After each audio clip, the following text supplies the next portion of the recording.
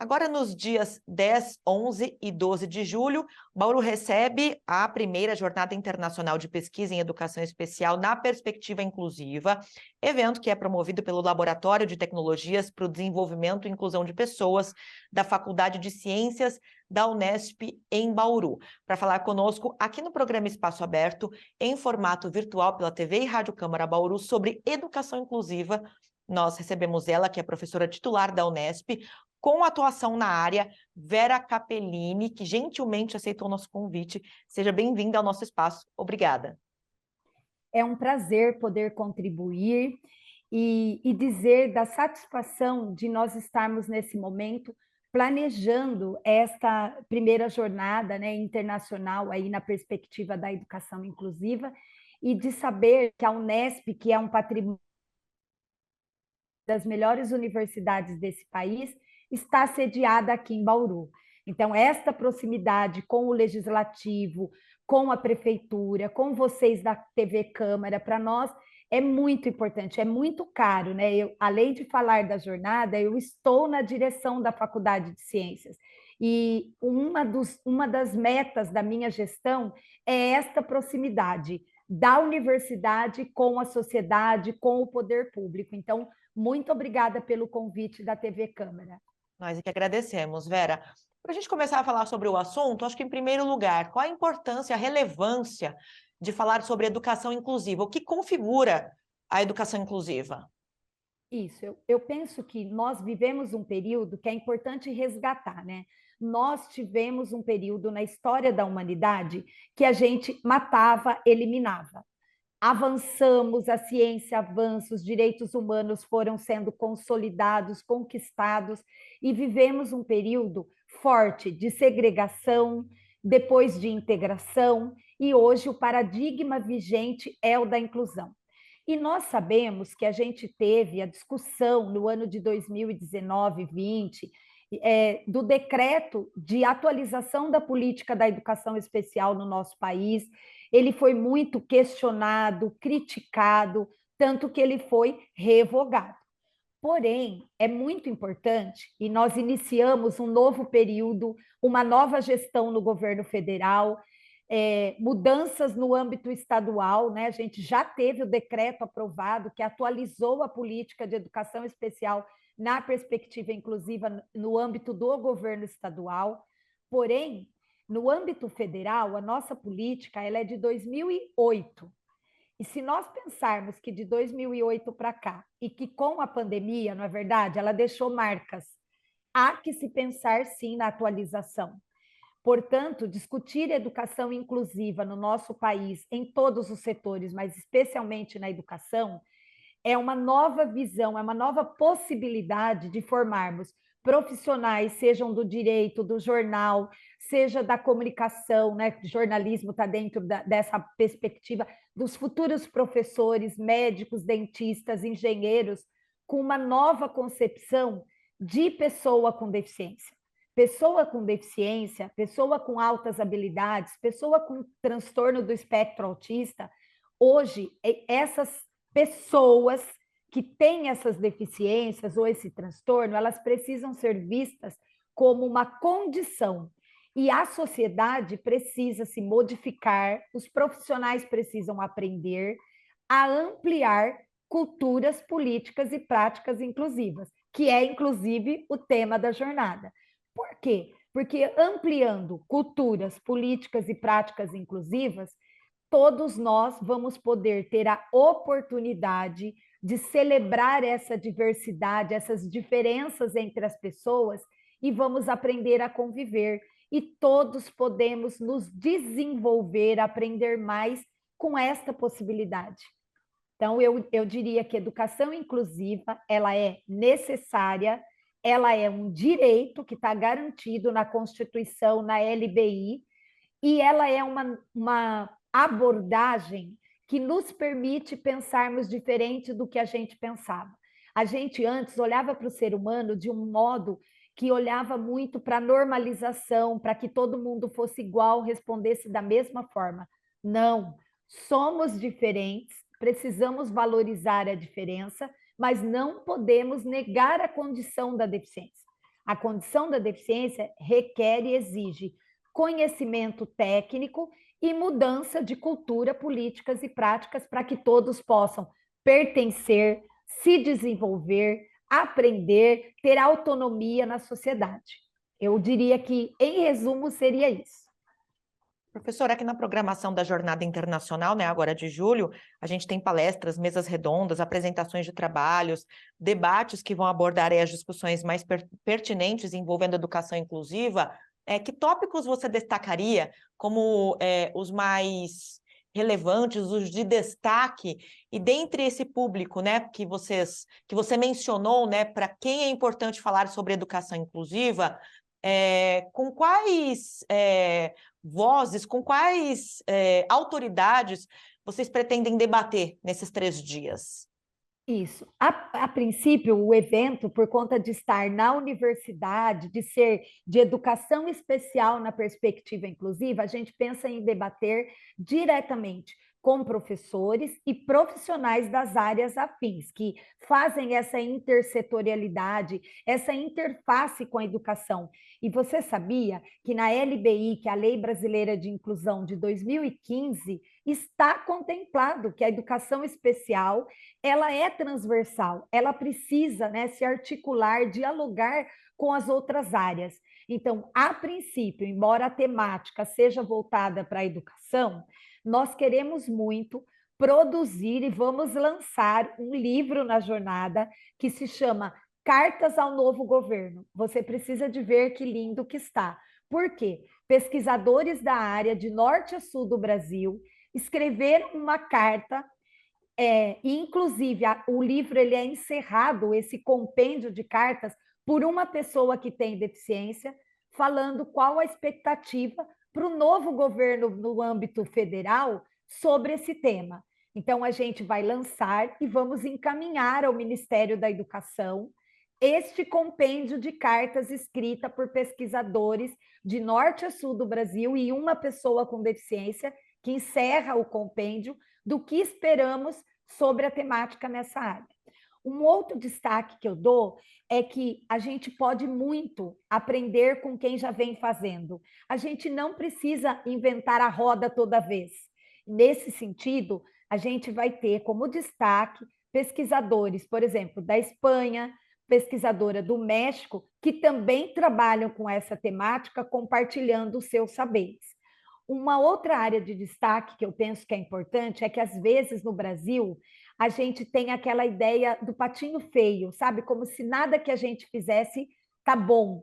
Não, eu quero valorizar e dizer para a sociedade que, embora seja um desafio muito grande, promover a educação inclusiva com qualidade, nós já temos experiências importantes no país. Então, nos trabalhos que serão apresentados e nas mesas, a gente primou por mesclar a teoria da universidade como as experiências do chão das escolas de quem está fazendo. Eu acho que esse é um grande ponto forte. A gente vai trazer pesquisadores também, que pesquisam, que desenvolvem pesquisa, ciência, inclusive com o apoio e a parceria das escolas. Mas também vamos trazer práticas pedagógicas que estão acontecendo no nosso país e que vêm dando resultado. Eu lembro de uma professora que disse assim para mim: professora Verinha, eu era altamente contra trabalhar com a educação especial na perspectiva inclusiva, porque eu achava que em ambientes mais segregados eles iam se desenvolver e no contexto da classe comum não. Trabalhado um ano em parceria com a professora de educação especial, na modalidade do ensino colaborativo, ela disse para mim: professora Vera, eu quero compartilhar com a senhora que hoje mudou totalmente a minha ideia. Eu prefiro muito mais trabalhar junto com a professora de educação especial, porque a senhora sabia que aquilo que ela ensina para o aluno que tem deficiência e me ensinou, serve para os alunos que não têm também. E nós temos uma educação no nosso país que é muito precária. Não podemos deixar de olhar para isso. A educação pública brasileira é uma das piores do mundo. Ou seja, se ela não é boa para quem não tem deficiência, imagine para quem tem. Por outro lado, se eu melhoro as práticas para quem tem deficiência, cientificamente é comprovado que eu melhoro para quem não tem também. Então, eu costumo dizer que a educação inclusiva, para aqueles pais que historicamente bateram nas portas das escolas e muitas vezes não foram bem recebidos, ou que tiveram que deixar o seu filho de fato segregado nas escolas especiais, e não que elas não devam existir, porque ainda a gente tem tão pouca oferta de serviço que nós não devemos pensar em fechar nada no Brasil, mas a gente deve ofertar com qualidade. E na escola pública, muitos estão matriculados, e se tem um apoio, um suporte de profissionais bem formados, trabalhando em conjunto com os professores de classe comum, toda a turma beneficia.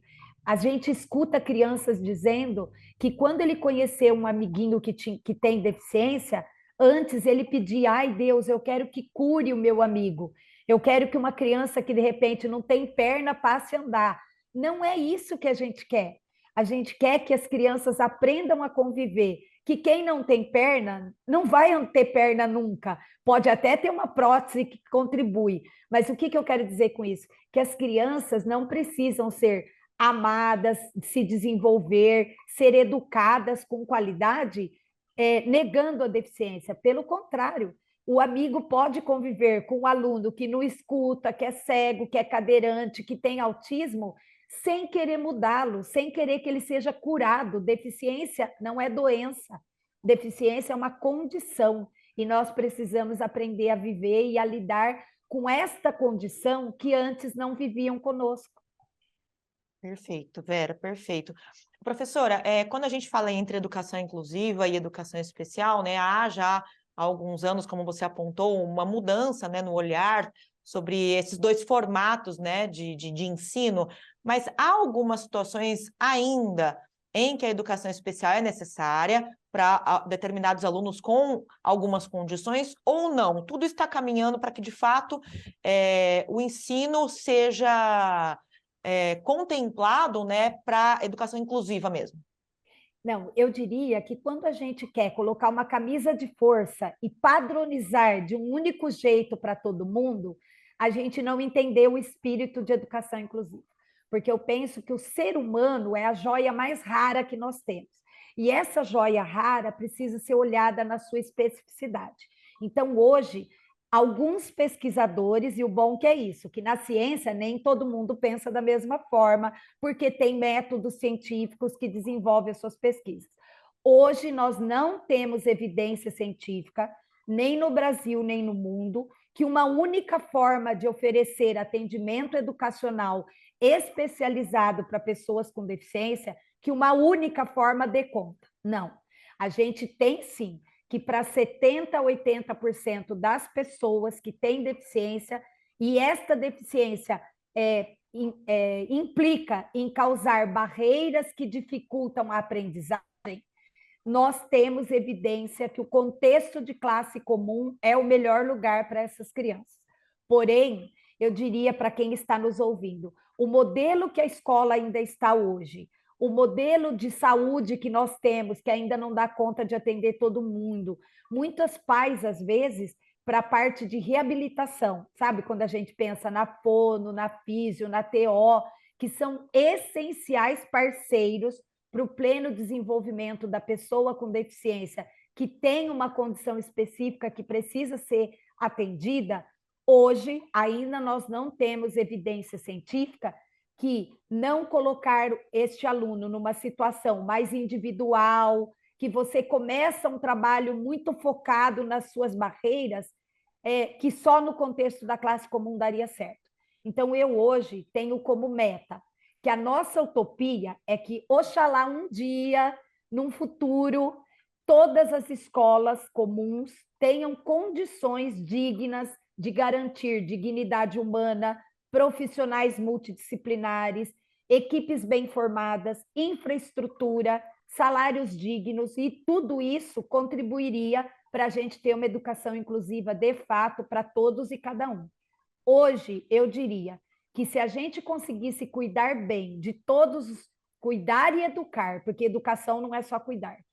Cuidar e educar bem, considerando o currículo proposto para todos os alunos no contexto da classe comum.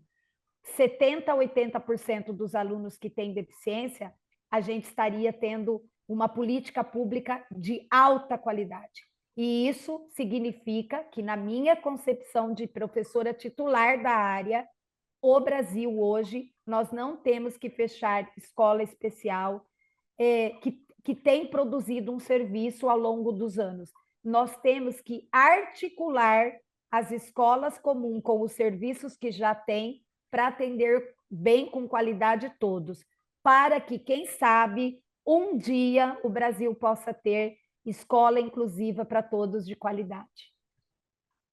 Eu quero aproveitar o espaço aqui, esses assuntos, né, esse bate-papo que a gente está tendo, acho que vai ser um pouquinho da prévia do que vai ser discutido, apresentado, enfim, na primeira jornada internacional aqui que acontece em Bauru, entre os dias 10 e 12 de julho, para pesquisa em educação especial na perspectiva inclusiva.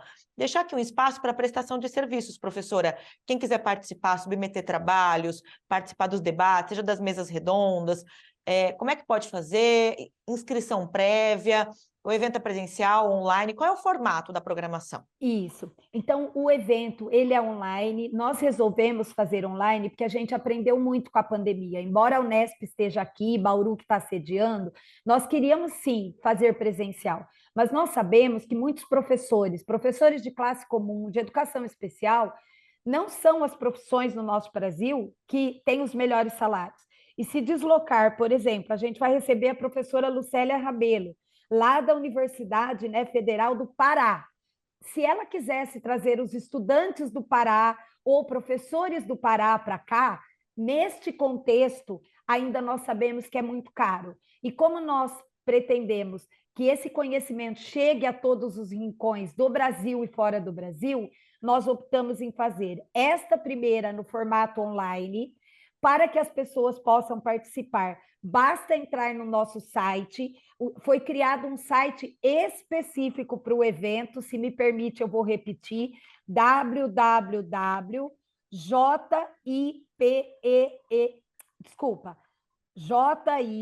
de Jornada Internacional, PEE, tá? De Pesquisa em Educação Especial. PI, na perspectiva inclusiva.com, repetindo, www.jipeepi.com. Nesse site tem como fazer as inscrições. O valor que nós estamos cobrando, ele é simbólico, é meramente para que as pessoas possam ter certificado. Quem não quiser ter certificação, ele vai ser aberto publicamente para todas as pessoas. Então, só está sendo cobrado um valor para a gente poder garantir certificação, a equipe que está cuidando das transmissões, vai ter Libras, então a gente quer fazer o evento acessível, não só vai ter Libras, como uma das convidadas é uma psicóloga surda, que vai contar a sua experiência como alguém que passou pela escola comum, que é formada, e sabia, olha que interessante, ela é e ela faz terapia em Libras, porque as pessoas surdas que não oralizam também têm direito de fazer terapia. E olha que são pouquíssimas as psicólogas que atendem, e ela vai estar no evento compartilhando conosco. Então, e quem tem dúvida, também quero dizer que eu, professora Vera Capellini, diretora aqui da Unesp, a Unesp, a nossa seção de comunicação, está de portas abertas para que as pessoas liguem, mandem e-mails, em caso de dúvida de como chegar até o site, que possa consultar a Unesp, que nós também daremos todas as informações. Maravilhoso bate-papo aqui, a gente agradece imensamente a participação aqui em formato virtual pela TV e Rádio Câmara Bauru no programa Espaço Aberto, da professora Vera Capellini, que é titular da Unesp e tem atuação nessa área de educação inclusiva, está na organização dessa primeira jornada internacional, que vai discutir agora no mês de julho a educação especial com a perspectiva inclusiva, trouxe para a gente alguns parâmetros, né, uma prévia dessa discussão que deve acontecer agora em julho. Professora, muitíssimo obrigada pela participação. Eu que agradeço a oportunidade e me coloco, inclusive, à disposição para voltar na TV Câmara. Eu acompanho as entrevistas que vocês fazem para a gente poder, inclusive, bater mais um pouco de papo sobre esse tema, não só do evento, mas sobre esse tema no nosso país, em Bauru. A gente tem parceria com a Promotoria Pública. Você chegou até a me perguntar sobre isso. Que parceiros que a gente quer atingir, né? Sem dúvida, a Promotoria Pública, porque muitas vezes a criança só consegue o seu direito via justiça, via promotoria pública. E também ao secretário da Educação, porque é lá que é o espaço, né, Prefeitura de Bauru e Governo do Estado, que tem que prover políticas públicas para garantir o direito de toda criança que queira estudar na educação inclusiva, no contexto da escola comum, ela precisa ser matriculada, aceita e ter a sua oportunidade de aprender. Eu costumo brincar, não é só para pôr a criança lá, né? É para pôr e ela tem o direito de aprender, porque só para incluir e ocupar um espaço não precisaria ser na escola. Muitíssimo obrigada pela oportunidade. Nós que agradecemos, professora, já fica pré-agendado aí um segundo bate-papo para os próximos meses aqui na TV e na Rádio Câmara. E eu agradeço você também que nos acompanhou aqui no programa Espaço Aberto. Lembro que este conteúdo fica disponível na íntegra para você acessar em qualquer momento pelo nosso canal no YouTube. Procure lá o TV Câmara Bauru. Até a próxima!